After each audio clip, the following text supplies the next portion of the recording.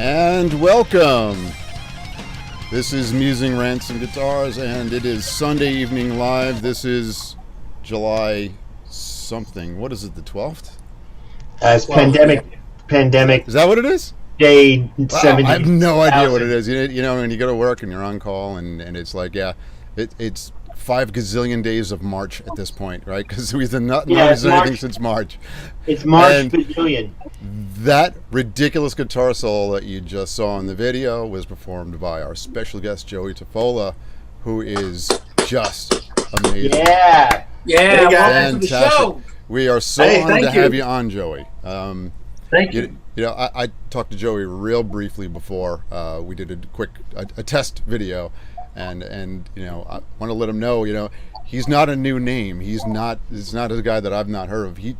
I remember when you were doing instrumental videos and you know, just you've been around for a long time, man. Jag Panzer, right? You know, I'm old enough to have been out in LA during that time, so that was a cool time to be out there. And you were right in the middle of it, right? Musicians Institute, that whole thing, right? Sure, yeah, those were good days. If you were a guitar player in the 80s and living in LA, it was a good day. Yeah, absolutely. That was, I remember that the strip was just ridiculous going down to the strip, man. You know, it was just packed with people down in the LA. It was crazy. So, No. Did you go to GIT? No, I didn't. I was actually a bass player when I was out in LA. Well, mostly. I turned to a guitar player because I couldn't find a guitar player that did what I was trying to do. And I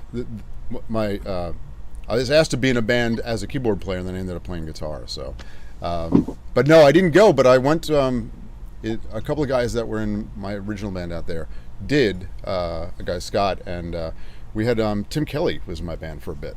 Remember Tim Kelly from Slaughter? He was. I know he went there also. He was another ridiculous player. So, but it was an amazing time in the 80s. Now, I always wanted to go to GIT. I never could afford it. It was so expensive for a guy like me. I remember saving, and every time I'd save a little bit of money, which was only $3,000 at that time, but then I would buy a new guitar, a new amp. Never could make it. Right. So one of the most amazing things for me as a musician was for GIT to call me years after I couldn't go, after my first album or second album with Mike Varney, was to say, and for them to ask me to come to teach, and as an open counselor. And as a result of teaching as an open counselor, you get a chance to attend all the classes for free. Wow. And there you are. What's that? I said, and there you are. You just, you know, you had the opportunity. That's awesome. That's killer. Yeah. So I not being able to read or write music, I thought, well, this is going to be tough. I just play. So, but I did open counseling for a while, from maybe 11 to 12 or 9 to 12 in the morning, something like that. And then for the rest of the day, I could go to Scott Henderson, Steve Travato, Keith Wyatt. I was into the country thing, blues thing at that time, so I could go to all the different guys and actually just study. So I'd get there at 9 and wouldn't leave until they kicked me out around 7 o'clock. Wow, yeah. There's some just amazing teachers there at the time, right? Yeah, really. Amazing. Oh, yeah. Scott Henderson was just amazing. I tried to spend as much time with Steve Travato as I could. He was a country guy, country blues guy. And there was another guy who said an unknown, kind of unknown, Barrett Taglerino, just fabulous guy. I spent a lot of time with him. He was really into the Steve Morris thing. So those were my two. Running down I remember one time there was a joke with Scott about Scott Henderson saying, like, the guys were, hey man, Joey's looking for you. You better hide, duck into the teacher's lounge, because I would just be like hounding for new stuff. Wow, very cool, very cool. The opportunity for that is amazing, to spend time, especially as a peer, right? So that's an amazing time to be there for that. Oh yeah, it was really good, really good. Wow. Joey, were you able to hook up with Mike Varney from Shrapnel Records? Yeah, how did that start?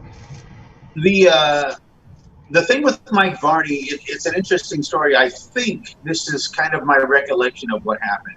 I was playing with Jag Panzer, which, by the way I joined that band is, I have to tell you real quick. Yeah, take your time. Yeah, please. Back in the 80s, there was a thing called the Recycler in Los Angeles.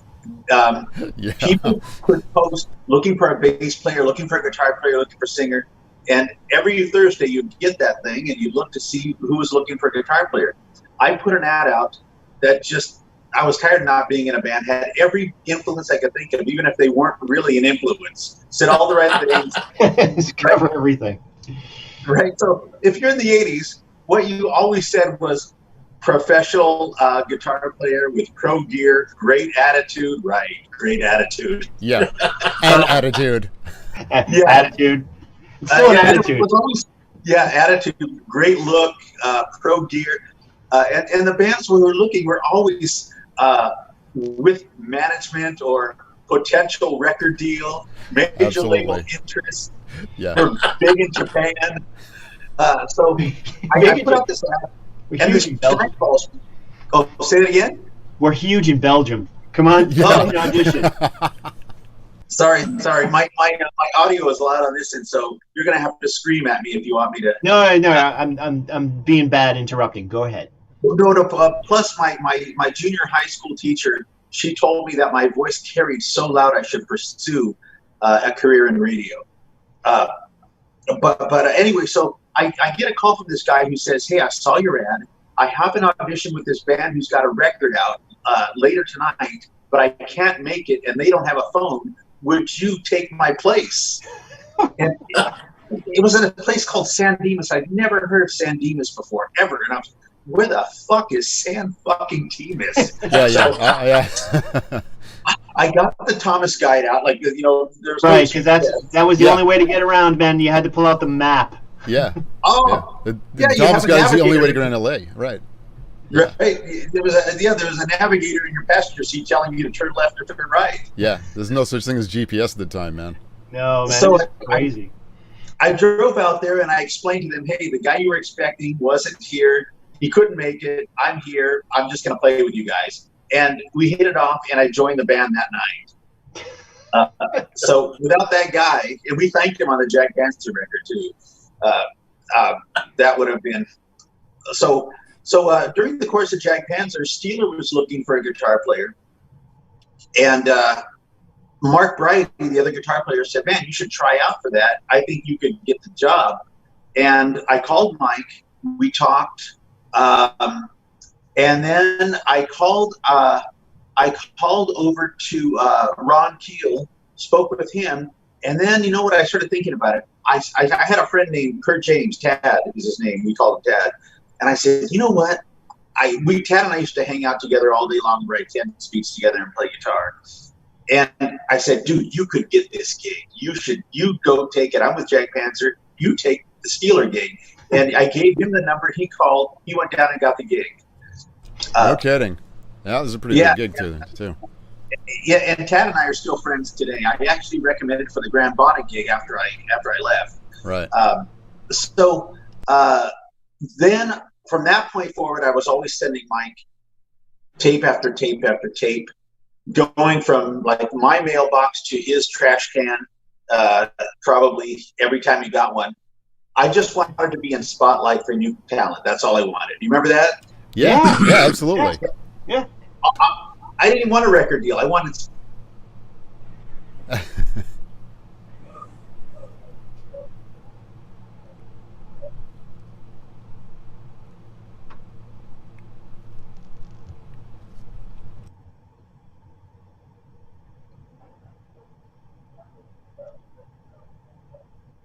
You cut out. Joey, can you hear me? Was coming. Sorry, Joey, we lost you just for a second. That was a problem over here. Can you go back up just a little bit? Oh yeah. Sorry, that was my audio cut out on you. I'm gonna do what I do every time I'm in a meeting and I fall asleep. I'm gonna ask you, what was the last thing you heard? Something about you were born I was like, no, we were you were just after you wanted to be in the spotlight.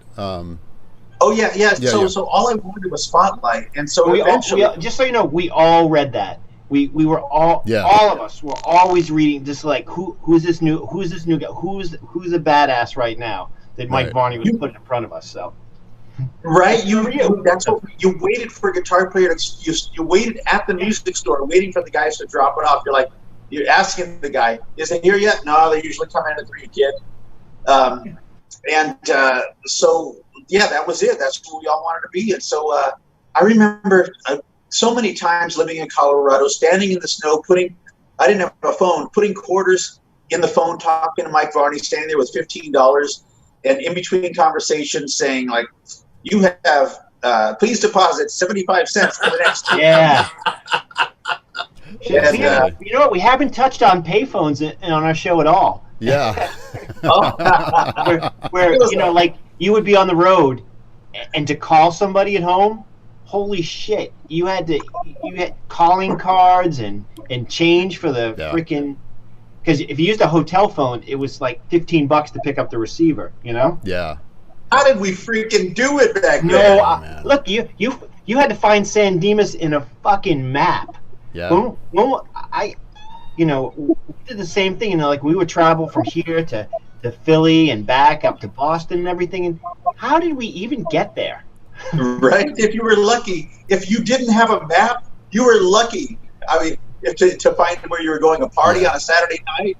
Yeah. Forget about It's it. impossible. Yeah. Impossible. Yeah. So anyway, so you're talking to Mike Varney. You're filling your pockets with quarters. What happened after that? So basically, the short story is, after demo, one time I called him. He called me around midnight, his usual midnight to 3 a.m. conversation, and said, "Hey Joey, I think we have something here. I want to do it. Would you like to do an album?" I said, "Oh my God!" I said, "Yes, that's great." We talked about it. He said, "Well, great. How would you feel about Tony, who I've been studying with for quite some time, and Paul Gilbert, who I'd studied with for some time during that year, playing on the record with you, Tony producing?" I said, "Oh yeah." And we hung up the phone, and I called him back up 2 minutes later, literally 60 seconds, 120 seconds, and said, "Hey, Mike, can I be in Spotlight?" And he said, "Well, it's a bit of a conflict of interest, Joey. I'm not allowed to spotlight players that I'm working with." And I said, "Well, we just did it like 2 minutes ago." Right. Right. He goes, "Well, it technically is a technicality, but you asked me after I asked you, and you offered acceptance, that rule." Man. You gotta be freaking kidding me. Hang on. So somehow you're telling us that there was some sort of ethics in music? In music? That doesn't happen. I don't understand that. At that moment, and by the way, Mike is truly one of the most ethical people I've known. He does have morals and standards, but that was it. He said, if you would have said no, I said, "Well, fuck it, I don't want to do the record." Let's talk about it tomorrow. I'll say yes. I'll say yes tomorrow. But I never was in Spotlight, but we got to do the record, and that's how Mike and I started. And we're still good friends today. We've had businesses together. We've communicated and we've been to Disneyland several times together. I was just out in Vegas to see him a few times this year. Last year. This year nobody's doing shit. That's why we're here. Yeah. I'm telling you, that's the only reason we have a show, is because nobody's doing anything. We're the only thing everybody's doing. Right, we're just looking for people to hang out with and have some fun and laugh. Yeah. You call this so this is what you call fun. It is. Yeah. Yeah. I mean, we got to talk to other guitar players. Yeah. One time we had a drummer on. It was almost like having a musician there.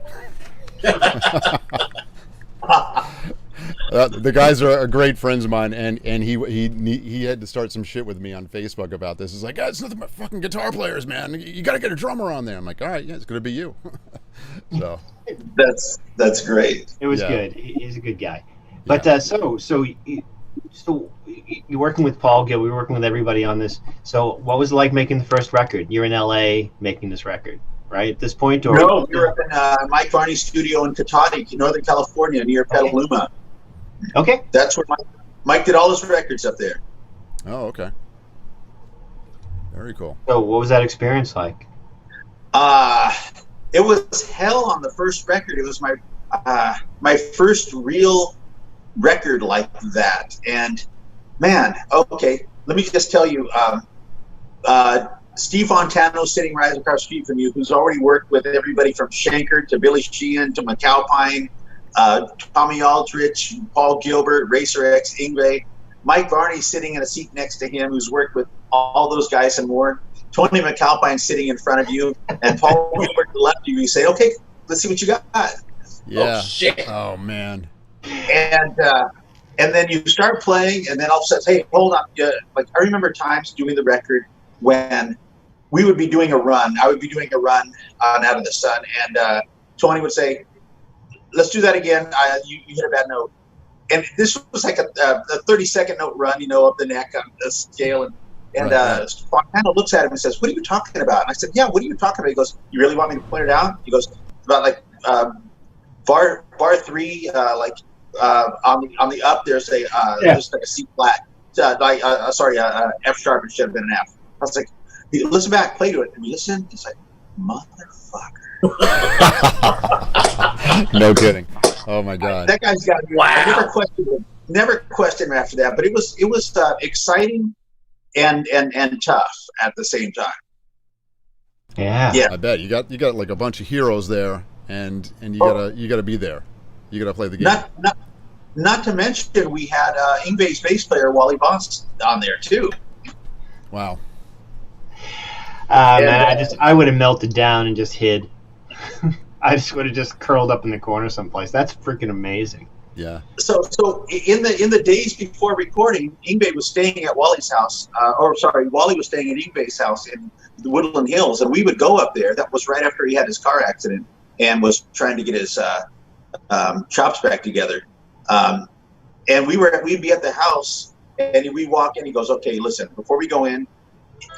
And I'd met Yngwie before. I'll tell you another story about that. But when he was working with Graham Bonnet, but he said, before you go in, don't talk about guitars. If you really want to get on his good side, talk about watches and guns and cars. So just walk in and it's like, hey man, what's going on? Hey, a nice watch. You got any guns?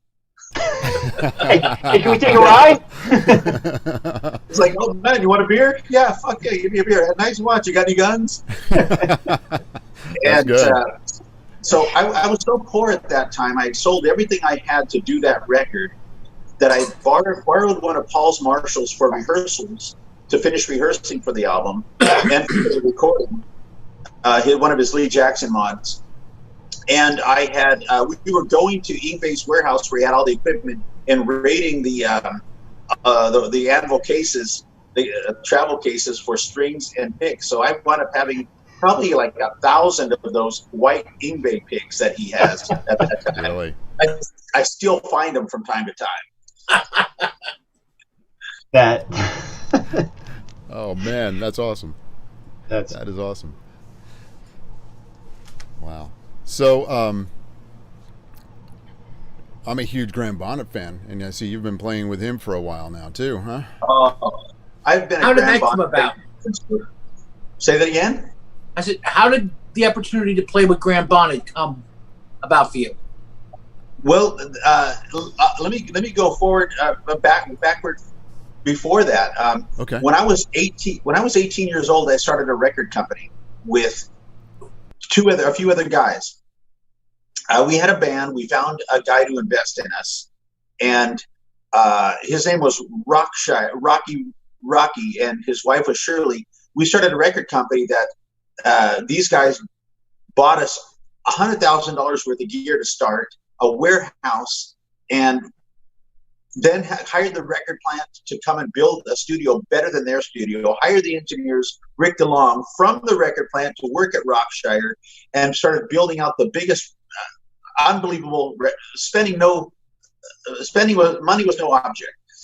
And the first band, so I started the record company with our drummer who was 17 and our bass player No, our drummer who was 16 and our bass player was 15, and we named it Rockshire Records after Rocky and Shirley. That was my idea.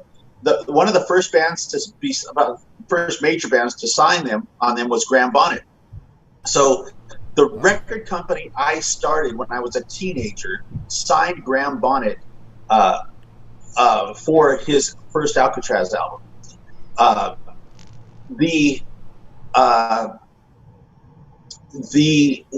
was actually got a chance to watch Yngwie and Barrymore Barlow rehearse for the first record. So I already knew what was coming. It was like that train was on the tracks and there was no way to stop it. It was just about a year and a half later before the rest of the world heard it. Right. The first A Rising Force record, but I watched him, and because Yngwie played the bass, it was just the two of them rehearsing.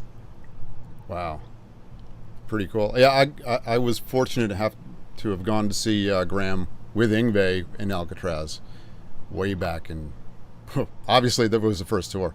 It was the first album. Yeah. That was crazy without the wall of amps. Even then, he had the wall of amps. It was just sick. Saw them play at the Rainbow Music Hall in Denver on that first tour, and this is another story that is just I can't even believe some of the things that have happened to me in my life.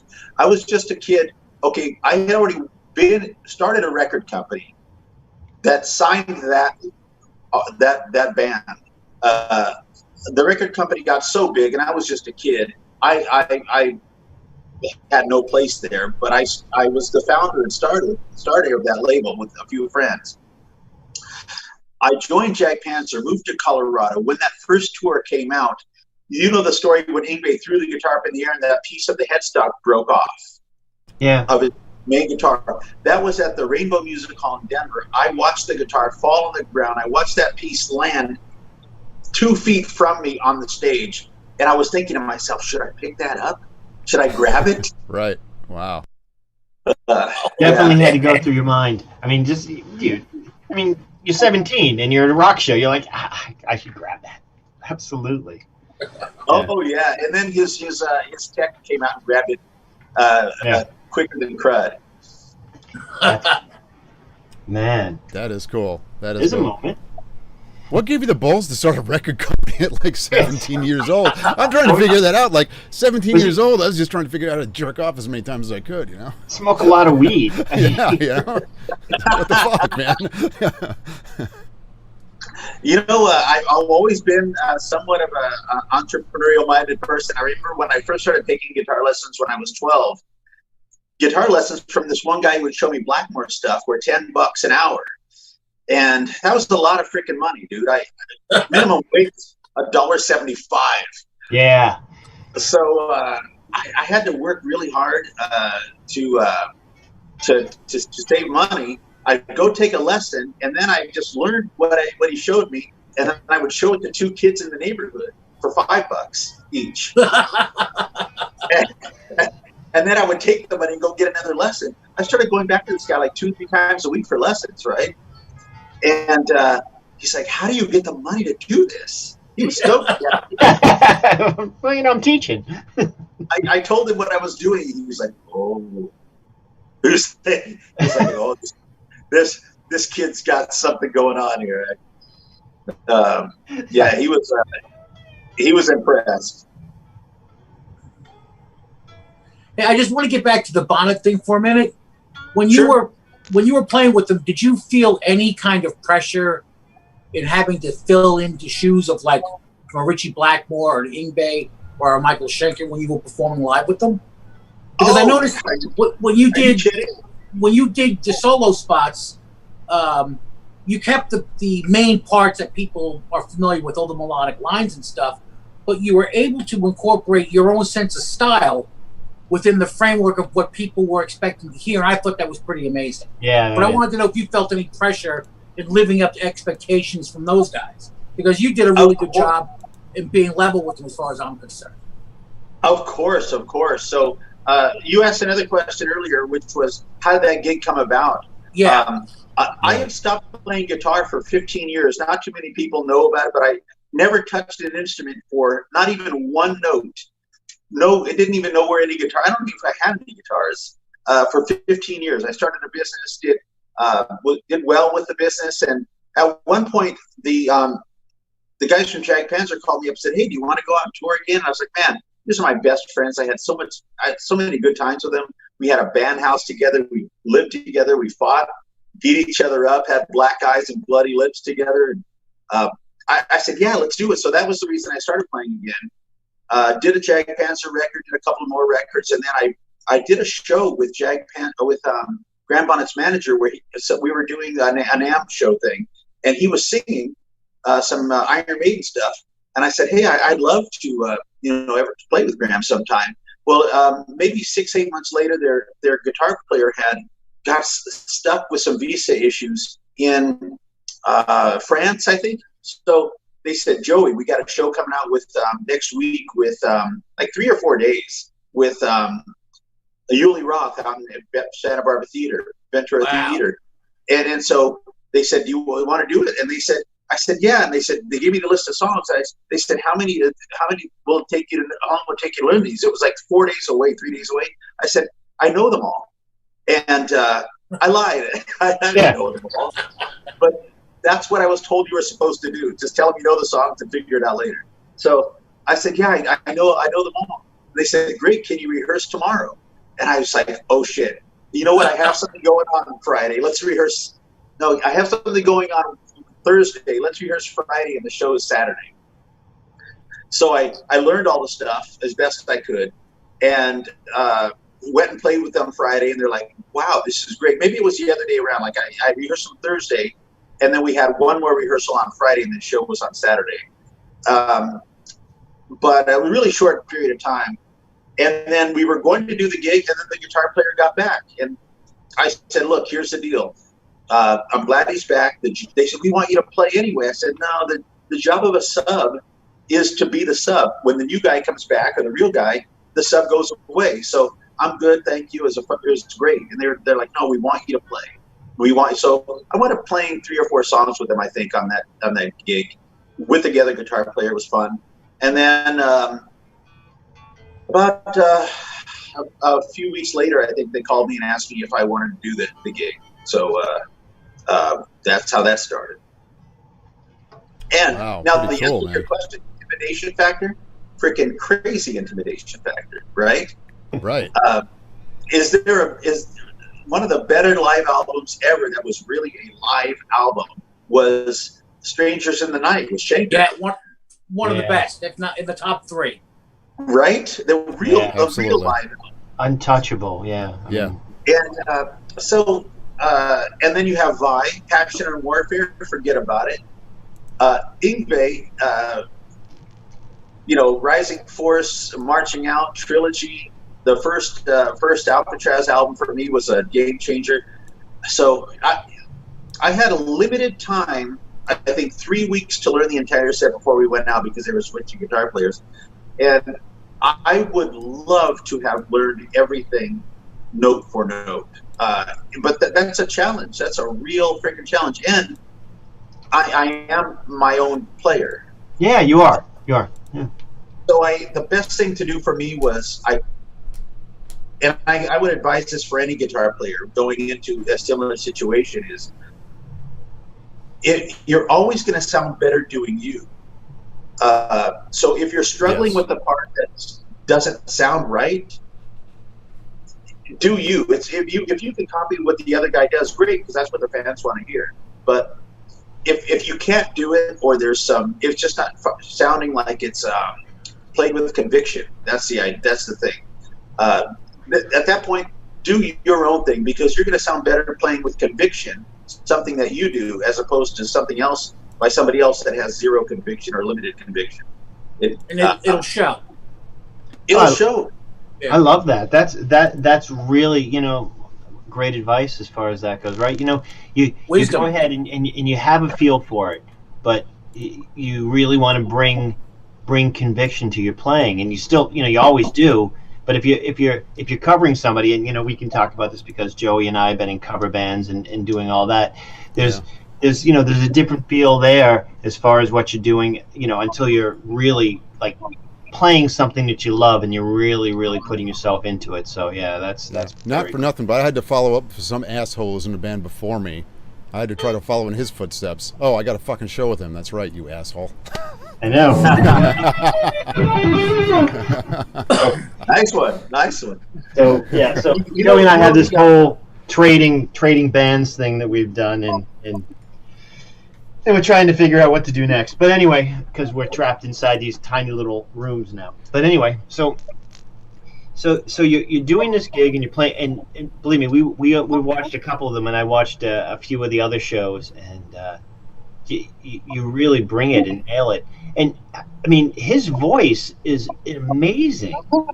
It's so powerful. How does it? He's no kid either.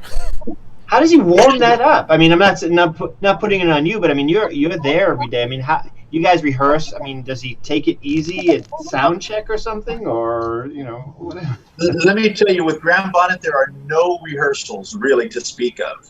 Yeah. It was never like that. And I'll tell you, one of the things with almost just any other rock band in the world, you could say, by the time you get on the road, by the 7th show, 8th show, the second weekend, you're so solid and just keeps you getting better through the whole tour. Yeah. With a guitar gig like this, if you don't have your shit together on the first, if you're the guitar player and you don't have your shit together in the first week, because of all the traveling, the planes, the traveling, the long drives, no sleep, no time to warm up or play, you don't get better, you get worse. Oh, we could do that. It's just that's the way it is. It says you can only go so long without exercising, right? And if you just got off a 4-hour flight, then from there you go to a 4-hour drive, and then you get to the gig like an hour late, and so now sound check is out the window, and dinner is out the window, and you have to decide whether you're gonna have to decide whether you want to take a shower, warm up, change your strings. You can only pick one. And wow. So being on the road can be rough sometimes. There's no time to practice. So you got to have you better have it together when you get there. But I tell you, with Graham, you were talking about him. Graham doesn't know how to warm up or take it easy. Every rehearsal, his voice is so powerful. He only knows how to sing powerful. To his credit, I remember times when we were standing, he was singing, and I play loud. People say that I play too loud. Yeah. Well, actually, at one gig we did at the Ventura Theater, the very first gig, I asked the sound man, "Can you give me a little bit? Can you? What did I say? Can you give me a little bit more guitar in the mains and the monitor?" He said, I don't have you. I said, "No, can you give me a little bit more of something?" He goes, "I don't even have you in the mains. That's how fucking loud you are." Yeah. We've all heard that at one time. Yeah, we've been told that. We've been cursed at by soundmen. Oh yeah. What do they know? What do they know? Fucking assholes, right? It's fucking tone. Yeah. It doesn't work until it gets to 7. You don't understand. Yeah. Right? They Absolutely don't true. understand. An amplifier doesn't sound good till it's really pushing something, right? You got to push the power tubes, man. Oh, Bogner used to tell me when I borrowed for my plastic CD, I borrowed an amp from Bogner, which was the same one that Steve Vai used for his Fire Garden CD. Okay. And Bogner, Reinhold hotwired it for the red channel, and I used it. I said, "I need an amp for my CD." He said, "Take that one." And I said, "Okay." And I said, "What's with this?" He goes, "Oh, I think that was one I used for Steve Vai. He borrowed it. He wanted wanted hotwired just for the red channel with nothing else, just for solos." And so when I said, "What is it? 6 ohms? 8 ohms, 16 ohms." He said, "Whatever." He goes, "Try mismatching the ohms and see if you can drive the tubes and make them really hot and get a good sound." I said, "What if I blow it up?" He said, "Then I'll fix it." That's true. I made it. Only Reinhold, man. That's the only guy that ever said that. I missed Maxozomes until the tubes were like red and looking like they were going to melt in front of your face. And they never blew. But this. So I got to tell you, on the Graham Bonnet thing, I remember one time rehearsing with him, where he just came in the room to hear us, what we were doing. Hey guys, how you doing? Sounds good. And he started singing along without a microphone in the room, and I could hear him like he was almost singing through a mic. He was standing next to me. That's how loud he sings. Wow, he's all out when he goes. Yeah, just watching, a whole bunch of different videos throughout. There's his stuff's available from the beginning. The Rainbow stuff all the way up to now, and he is absolutely dynamite. So yeah. And again, I got to watch all these different phases, and ending up with the Darrell House thing, and you fill some big shoes, dude, and do it very well. I mean, really crush it, man. Yeah, you Graham's played with some players, and including yourself. I mean, yeah. You're not gonna probably get it from us today, but fuck you, Yeah. Fuck you. Exactly. Watching that. Well, that's why I asked you if you felt that. Did you have a lot of pressure, or did you put a lot of pressure on yourself in having to perform those solos and songs that by Blackmore and Schenker and Yngwie and all that? I always put a lot of pressure on myself, no matter what I do, and some of my mottos are: I can't do anything, but I can always overdo everything. Or you never. I like that. When good enough is never good enough. I mean, so yeah, I really wanted to try and catch the vibe, but at some point you got to look at it and say, I'm going on the road in 3 weeks. I've got 21 songs to learn. Where am I going to put my effort? And is it that important to capture this much? How much of it is important to capture versus just to play with conviction and make a good show? But yeah, a ton of pressure, of course. They're all my heroes. The Schenker, Blackmore, Vi, Yngwie. Right.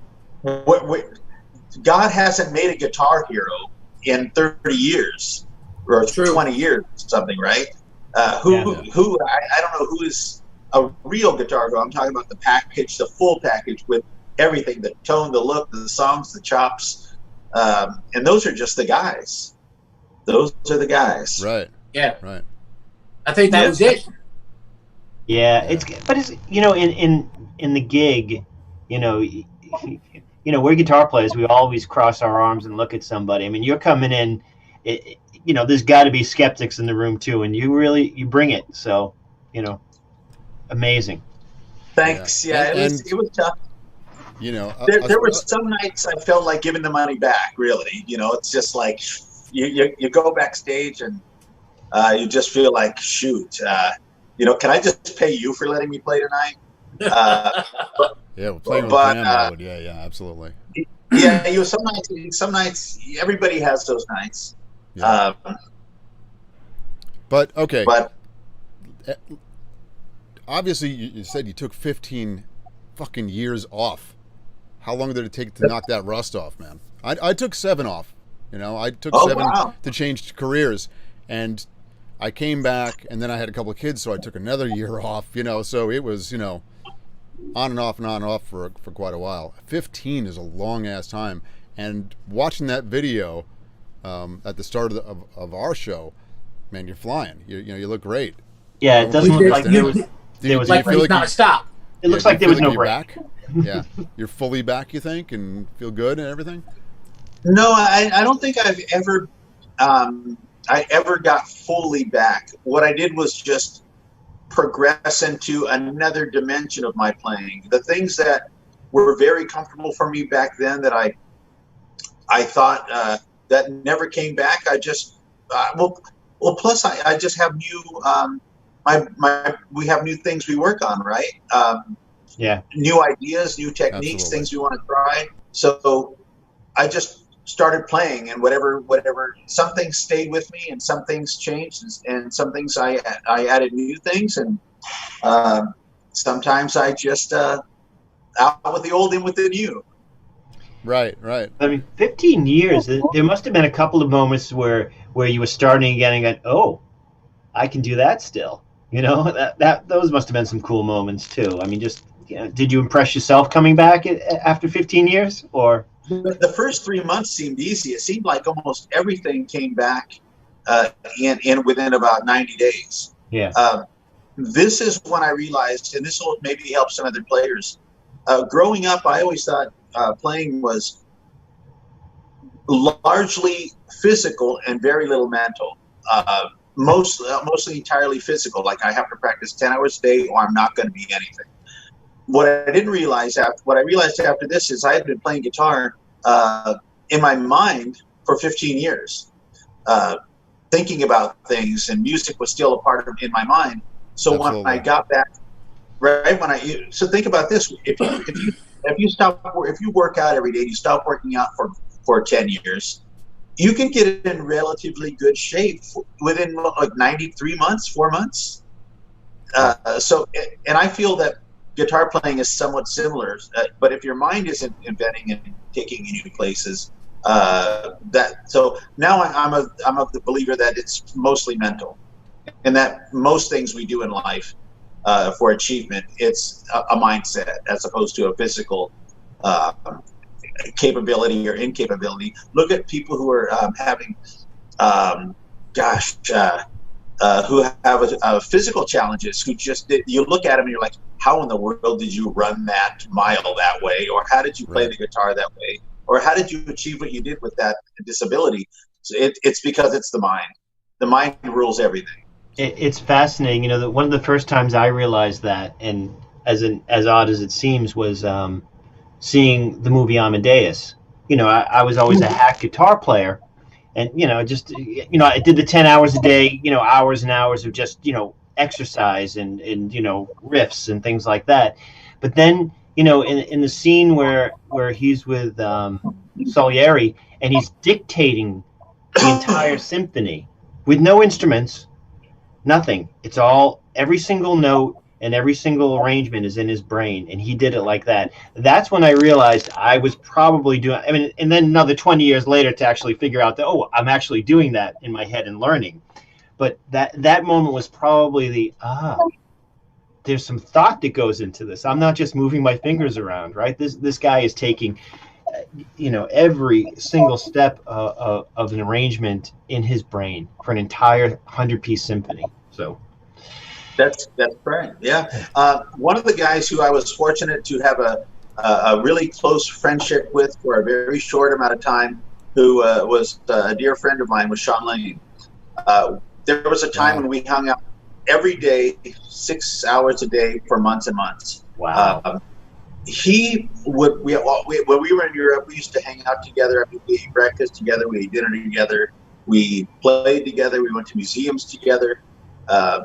He had a way of practicing with his hands on the table and he would just formulate the movement with his hands, whatever he was doing on the table, and he was practicing that way. And he's the one who got me onto the theory that practicing is mostly mental. Now he stopped playing guitar for about 10 years himself, but went completely over to piano and then came back to guitar. Wow. Yeah. Yeah, and he was probably absolutely fingering and hearing exactly what he was playing while he was just doing that. You know, he was. Yeah, he was an incredible talent. An incredible talent with a memory like you wouldn't believe. I got to tell you real quick.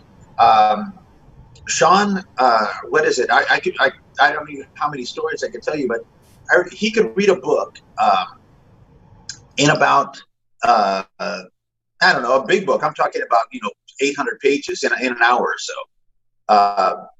Him and his sister were both gifted this way, and I believe his mother was as well, where he would go to the library with a wheelbarrow and get 30 books and come back and read them and turn them back in the next week.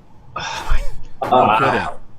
There's a story that he told me where he brought a wheelbarrow full of books back to the library and said, hey, I'm here to turn in these books. And she said, he had a soft voice. And she said, well, okay. She looked in the computer. She said, there's something wrong with my computer. According to this, you've read every week, just about every book in the West Wing of our library. He said, yeah, I know. I can't sleep at night. And so I witnessed this so many times firsthand. When we were one time walking in a museum, waiting to go see. We went to see Mozart's in Vienna. We went to go see Mozart's place where the apartment he lived in. Yeah. We went to go see we went to the Castle Schönbrunn where he played his first concert for the Queen at age 5. We saw. We were in the lobby waiting to do the tour of the castle, and he read the book of the whole, like a big book on that you could get while we were waiting to skim through it. And they were giving us the tour, and the lady said, "Oh no, over here we have this wing, which was added in 1584 when a delegate from Italy was coming to stay, and this wing was built especially for him and his wife." And Sean said, "That's not right. This was actually built in the 1693 when it was built for this." And they started telling her, and everybody was like, "How did you know that?" "Well, it's in the book." Oh my God! Well, while I was waiting, it was about 15 minutes before we had to come in. So I read the book, and he was incredible. Your memory's not too bad. That was pretty good. I mean, spending the time with him and just either it rubbed off, or you have pretty much a pretty photographic memory too. Well, he left quite an impression on me as a person and as a friend and a musician. So I just remember those times. They were good times. Cool, very cool, great story. Thank you. Yeah. But yeah, to spend the time, spend the time with another musician who's extreme caliber and going to visit Mozart. That great moment. I have some pictures with Sean. We actually went one day to the place for Mozart, Beethoven, and is it Bach? All three of them are the grave sites, and their statues, their monuments are within 5 feet of each other. So Wow. I have pictures, fond memories of us doing that, and so many things. We lived in Vienna together for about, I don't know, like 3 or 4 months. We had our separate apartments, of course, but I remember the first day that we got there. I was in Vienna before him. He said, I need to get some books. Can we go to the train station and get some books? I need to read tonight. And I was like, fuck, dude, I'm trying to practice. And so I took him to the train station. We got about $35, $40 worth of magazines and books to read, and came back to my place around like 4 o'clock. Around 5:30, he said, "Joey, I got to get out of here. I've read every one of those books 3 times, and CNN just keeps reporting the same thing every minute. I need to." He was the kind of guy who had to have a constant input of information into his head every waking moment of his life. Wow. That's crazy, man. Otherwise, he would have to start drinking. So it's like, fuck you, the train station's closed. That's the problem with the rest of us, right? That's the drinking part. Yeah. It was a Sunday night. There was no place to get a book anywhere after that. Oh my God. We wound up drinking. Well, you're in Vienna. Yeah. Yeah. Wow. So, tell me, what are you playing? What gear are you playing out of right now? Like, what are you playing for guitar and amps and stuff? Well, I'm always a Strat kind of a guy. That was my deal. Strat body styles. I played Carvins most of my career, but the past few years since I started playing again, I've been playing ESPs. So my main guitar is the ESP EC1000. Okay. Yeah. And I'm always a Marshall guy. That's where I live. But if you can't take a Marshall with you on the road, I use two things that are pretty good, consistent amplifiers that you can beat up and take around without worrying about if they're going to not work. Right. And that's the so the EC1000. I have a couple of those from ESP, and they're stock. I use the pickups are the whatever they issue in there is the DiMarzio reissues of the PAFs, the really low output pickups, really super low. Yeah, I would rather drive the amp. Let the amp drive. We're DiMarzio guys too. So. Yep. There's a lot of great pickups out there, but you know what? I can go and get, a replacement DiMarzio in 5 minutes. I'm really a Duncan guy, but when I started playing, these pickups fit the guitar perfectly. Low output, vintage PAF reissues. So it's like, but I tell you, there's nothing like a mahogany body, mahogany neck, set neck like the old Epiphones that Paul Gilbert used to play. Right. Those are snappy. ESG, the SGs are snappy. That and then the Angle Blackmore model, which I thoroughly love, and that comes with EL34s, and but mine has 6550s in it, which changes the whole gig. Absolutely, big change in sound there. Yeah, I have one Marshall with 6550s and one with EL34s, and they are two different animals. Right. Yeah. Well, Joey, what was the difference for you between Marshalls and then switching over to the Angles? What was the difference that you liked about it? Well, I love the Marshall tone, and they're all just a little bit different. So when you find the right one, don't ever sell that one because you'll never get that one back again. Yeah. But the thing about the Marshalls I really love is they breathe a little. They breathe a lot, and it seems like every boutique amp, whether it's Friedman, Bogner, Engel, whoever they are, when they try to do their Marshall sound, they're always Mesa Boogie. They're always just a little bit too tight and don't breathe. And, true. Very true. And so, and the way I play with a ton of mids, then it's like you're naked in the wind. Every note is heard. They cut through like a knife, but if you're not on point, you hear everything, whether it's good or bad. Yeah, absolutely. Bogner told me before. I mean, because such a good friend, he said, "Look, if you want it to breathe more, he just does whatever. You take it in, drop it off, go get a taco, and come back, and it's the way you want it." But I like the Marshalls because they breathe. They're unique, and the older Transformers, they seem to resonate better with me. But the Angle with the 6550s, that really works. Anything with big tubes.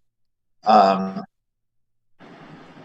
I was gives you some great headroom. The 6550s. You can really. Man. It's work. It's a little bit of work with those too, but you got a lot of headroom, and again, you can tell with your sound that it cuts right through like that. So. Oh yeah, and I use a lot of people like the vintage greenback. They like the 25s, the vintage 30s. Yeah. I can't stand those speakers. Which ones do you use? I use 65 waters. Okay. And everybody on the show has actually been pushing the 65s so far. That's true. That's true. Isn't it? Jimmy said that last week too, right? Yep. Yeah. Andy, wait. 65s. Yeah. Wayne Finley, who plays with Schenker, used to play with Schenker for decades. I think he still does. He's a keyboard guitar player. He you might want to have him on the show. He'd tell you some great Schenker stories. He told me Schenker's setup was really similar to mine in when I started running my rig down with him, which is I like the 65 watts. He said he does too.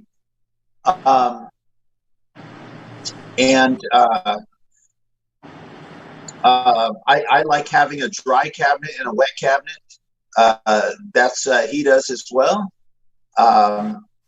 And so a lot of the stuff that he told me, like, well, Shanker does that too. And I said, wow, I do that too. And oh, no kidding. That's pretty cool. But yeah, 65 watts. Paul Gilbert back in first Razor X days, I remember he was always about the 65 watters. And that's because when you have those 100-watt amps with 6550s and you put them through 65-watt speakers and put them on 10, when you give that string a good thwacking, or just muting the strings but hitting it, you get that big resonance, and it'll move your Absolutely. Absolutely. Very cool. Very cool. Using any effects or anything right now? I've never been an effects guy. The only effects that I've used, which typically I laugh, is a tuner.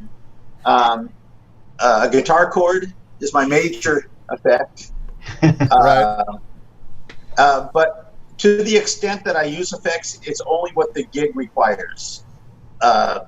So if the gig doesn't require anything, like if you want to try and get certain sounds by certain people, you might need a flange. You might need two delays for different settings. But if it's just me doing my thing, I'm going to have a chorus, which is there on all the time, but just enough to give it some depth, and more in the depth range, a little bit of the swirl. Right. I'm going to have a delay, but it's not in the spacious delay that you might think. It's more of a quick slap back, so it almost sounds like you're in a small room with a quick reverb bounce back.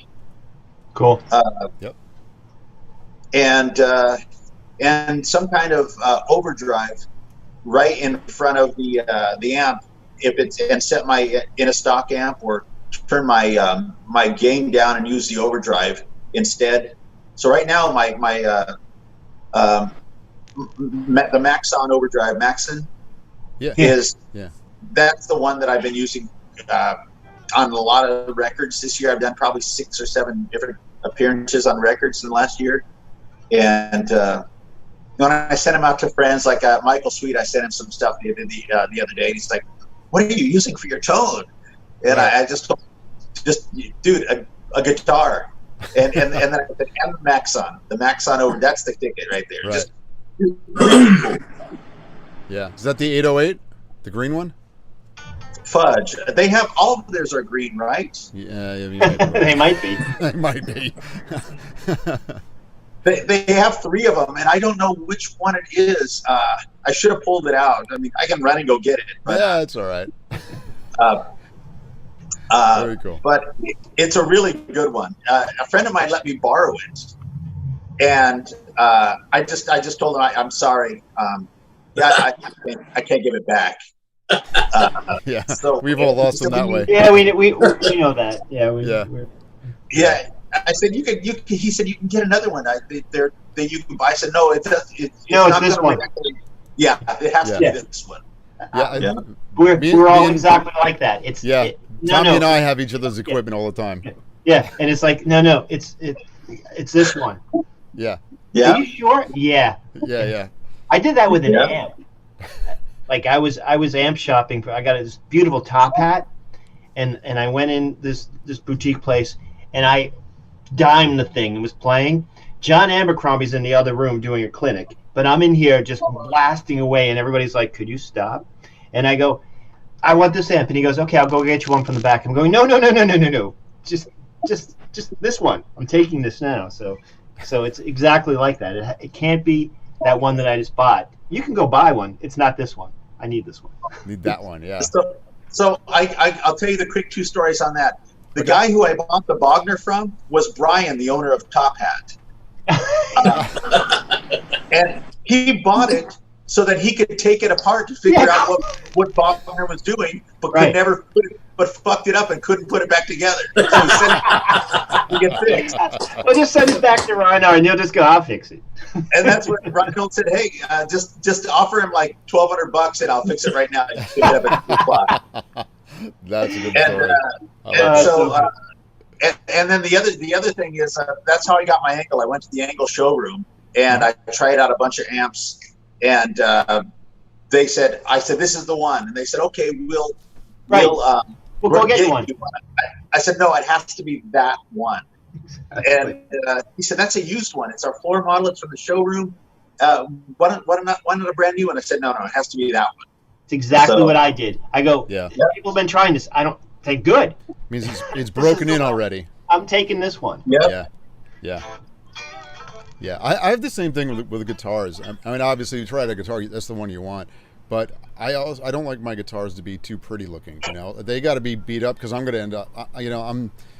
I don't mean to not take care of them, but I'm move around live, so I hit shit. You know, I'm going to bump into shit. You know, I'm not going to polish my guitar. I'm going to beat the shit out of it. You know, it's a tool for me. You know, it's a tool. You know, it's a tool, man. So don't give me that PRS with a 10 top because I'll just fuck it up. I get them. They're beautiful. I've had a couple, and I'm like, I can't play this. It's too fucking nice. I'm gonna hurt this thing, and someone's gonna be. I'm never gonna. So when I heard the word tool, I thought that was the cue for the two of you to start in on each other right now. Well, he is a tool. I don't know what this is. Just dicks. Yeah. Thank you. Thanks for lobbing us that softball. Bunch of dicks here. He just can't wait to get off. Like, these guys are assholes. I have fucking work to do. Why are these guys doing this? Oh man! I got to tell you, I dated a girl for some time who used to hear me on the phone all the time, and much like we're doing now, talking about nothing, and she just could never understand it. Like, you just sit on the phone and talk with your friends for hours about nothing. You don't even say anything. That's meaningful. Look, I'll sit here and compare curly chords. I like this one better than this one. First off, the curl is a little bit better. It's a little bit tighter here. This is good. I like the sound. But this one's got a little bit longer. It's a little different sound. People like, you're it's like, hey, look. See this model ever ready. That's the one you want. Yeah. So people are like, what are you talking about? You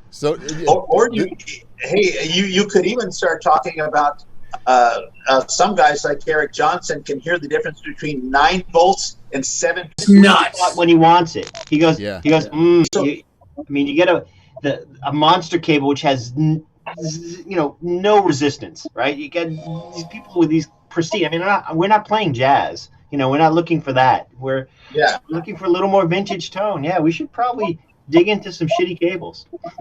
Right. Yeah, and they're always fun when you're... The slide work? You doing slide in that song? Oh, yeah. Thank you. That's one of my favorite solos, actually, on that record. Fantastic. I just didn't know. I was like, wow, this guy can play sitar also, so that's pretty amazing. Yeah, some of it's a sitar simulator, just like a keyboard sound, and some of it's me just trying to do Don't hassle the Huff. Yeah.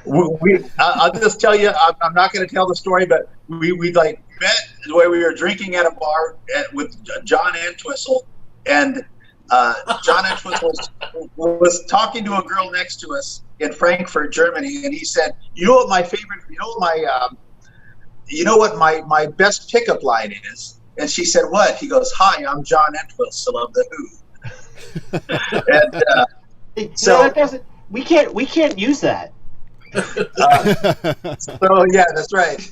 And then I had a week off.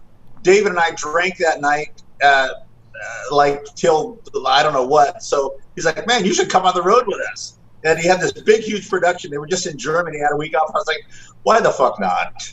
Oh, man. Look, man, if David Hasselhoff asks you to do something, you do it. That guy is 17 feet tall. He's huge. Oh, is he really? All right. We'll save that for another time. All right, because that'll be fun. That'll be cool. That'll be cool. So we're gonna do. We're adding on a segment this week. We're not gonna do. We usually, like on our segments, we ask all the guys on the panel and then our guests something. We're only gonna. Eddie Van Halen comes out, and I want something with the whammy bar, and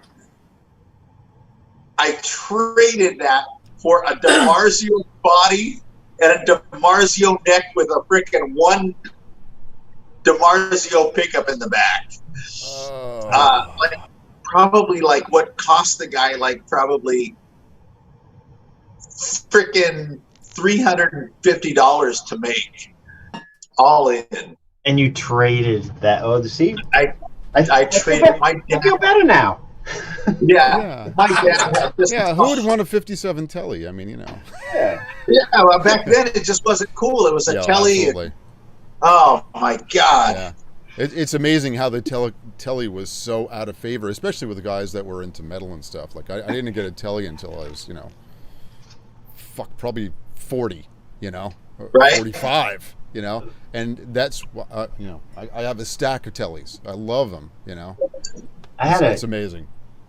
My mentor lent me a 72 that I was using, and he had put a P90 in the neck and a pickup from a Melody Maker in the bridge, and it was just a great guitar. It was, and I had to give it back to him, after a couple of years. Man, that was a great Telly. Right. He probably still has it. He's got 8,000 other guitars too, so I should probably just go there. Yeah. Okay, guys, I know time is limited. I've got to run, but I got to tell you the one that got away and then came back. Okay, sure. Okay, real quick. Circa 1992, I'm doing all kinds of clinics around Europe. I'm out of the country 250 days out of the year. I'm never home. A friend of mine calls me up and says, "Hey, man, I want a Carvin. You want to trade a Les Paul for a Carvin?" I said, "I've never been a Les Paul guy, but a friend I've known for my whole life, since kids, teenagers, and bands, and still today." He comes over to my house. He says, "Hey," he says, "Man," he starts playing one of my Carvins, just playing my main green one in the instructional video, and that was my main guitar. And he goes, "Check this Les Paul out. Firewood for just the biggest piece of grunt you've ever touched in your life." And I said, "Dude, this guitar sucks." He goes, "Man, I love this guitar." And I said, "Oh, Jim, this guitar is the worst." And he looked at me. He just went down. He goes, "Oh, man." He just wanted a Carvin so bad. I said, "Dude, here, have my guitar. Take it." I gave him my main guitar. He goes, "What, really?" I said, "Take that Les Paul with you." Just take them both. I said, "But you got to give me a ride to the airport because I got to leave to go back to the LAX right now. I got to leave in like 30 minutes. He goes, 30 minutes? How are you going to get there? I said, "I was going to call a cab." He said, "You'd never make it. Let me give you a ride." And so I gave him that. I just grabbed another guitar off the shelf, my dark green one. Mm-hmm. And that was going to be my new guitar I was going to tour with. I didn't care. I gave him that guitar. He was happy. And then we're on the way to the airport, and I said, "Hey, dude, can I borrow $20? He goes, "You're going to Europe without any money in your pocket?" I said, "Well, when I get there, they're going to pick me up from the airport, but I need $20 just to take a taxi from Frankfurt or the train over to France, and then I'll be fine." He goes, "Here's $100. So 15 years later, the guy he calls me up and says, "Hey, man, give me your address. I want to send you something." And about 4 days later, my green guitar arrived back. Oh, no kidding. So, wow. You sent him the $100 back? Here's thanks for the 100. I should have. I should have. Oh, that's great. All right, so let's run through the Do you have time for the other two segments real quick, or do you have to run? What time is it, guys? What time is it? 5:38? 5:38 for you. Yeah, okay, good. I got a couple more minutes. Okay. Well, we'll go through the gear of the week real quick. Okay. Matter of fact, we'll have you do the two segments real quick, and you can. Can you guys see that? Yeah, yes, we Mr. can. Jimmy. Mr. Jimmy. I want to give a shout out to my buddy, Mr. Jimmy Sakurai. He does his show, Mr. Jimmy. Awesome. Nice. He does an incredible Zeppelin tribute. Frankie Banali plays drums on it. Oh, right. Yeah, wow. But there it is, Mr. Jimmy. There we go. Wow. So, hey, Jimmy. Very Jimmy. cool. All right, guys, go ahead. Let's wrap. All right. Let's So wrap it up. the gear of the week. Tell us a piece of gear that in the past, a month or so that either you dug or you got frustrated or there's something you wanted to try? Any piece of gear. I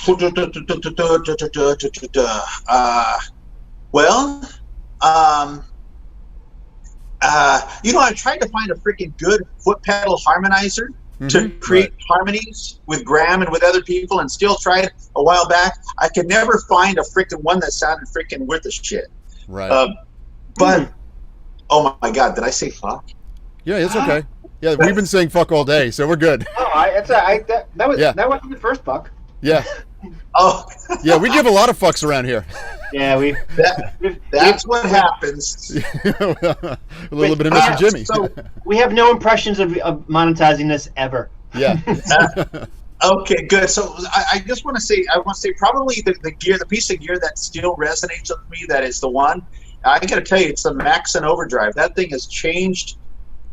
I love my amps, but putting that in front of my amps, my Bogner, my Engel, has just given me so much bite. It's just incredible. Right. So I'm going to say that's my big find for the year, for the 2 years.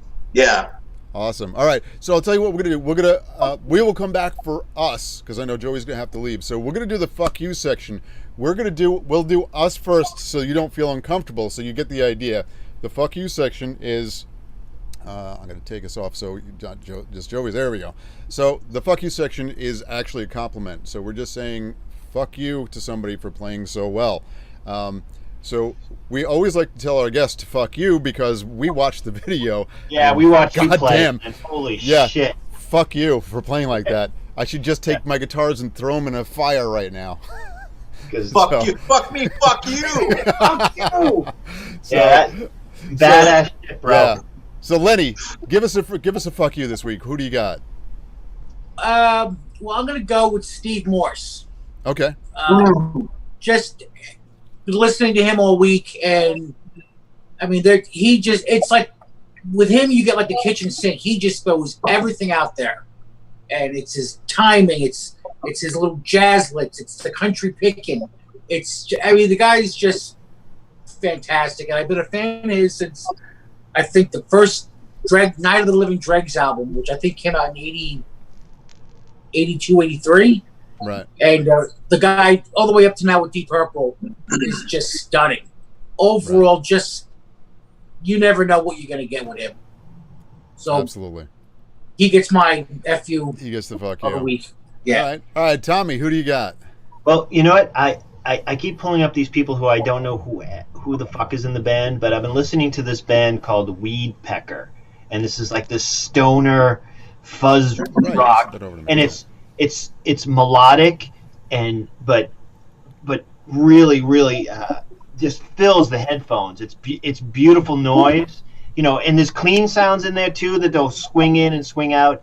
There's sometimes vocals, like these weird harmony things that they do, but it's a heavy band, but it's just cool groove. So it's Weed Pecker. I think they're European. I need to look into it a little bit more, but I've been listening to those guys all week.